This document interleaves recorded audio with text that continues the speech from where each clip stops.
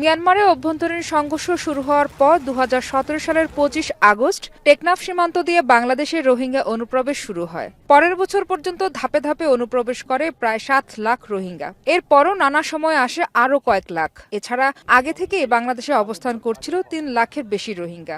সব মিলিয়ে দেশে শুধু নিবন্ধিত রোহিঙ্গার সংখ্যা প্রায় ১২ লাখ। কক্সবাজারের উখিয়া টেকনাফের ৩৪টি ক্যাম্প আর নোয়াখালীর ভাষাঞ্চলে বসবাস করছে বিপুল এই রোহিঙ্গা। আইনশৃঙ্খলা বাহিনী বলছে, ক্যাম্পগুলোতে অপরাধ প্রবণতা সবচেয়ে বেশি। নামে বেনামে গড়ে উঠেছে সন্ত্রাসী বাহিনী, হাতে হাতে দেশি বিদেশি অস্ত্র। অপহরণ, মানব পাচার, মাদক কারবার, খুনসহ এমন কোনো সন্ত্রাসী কর্মকাণ্ড নেই যেখানে জড়ায়নি রোহিঙ্গারা। আর এসব কর্মকাণ্ডের বলি হচ্ছে সাধারণ রোহিঙ্গা ও স্থানীয়রা।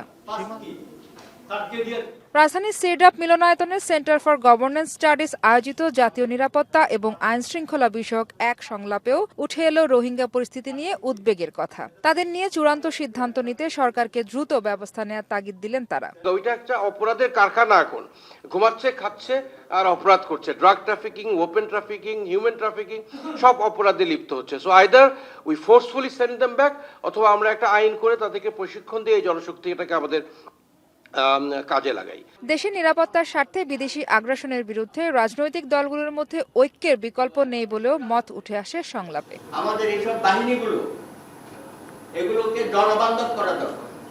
এটা কোনো দলীয় অনুগত বাহিনী না, এরা রাষ্ট্রের বাহিনী হিসেবে কাজ করবে, জনস্বার্থে কাজ করবে এবং জনগণের পক্ষে কাজ করবে। বৈদেশিক হামলা থেকে বাংলাদেশের নিরাপত্তা, স্বাধীনতা রক্ষা মূল গ্যারান্টি হচ্ছে দেশের জনগণ। আর আমাদের দেশকে আক্রমণ করলে আমরা ১ ইঞ্চি মাটিও ছাড়বো না, এইটা নীতি আমাদের পলিসি হওয়া উচিত।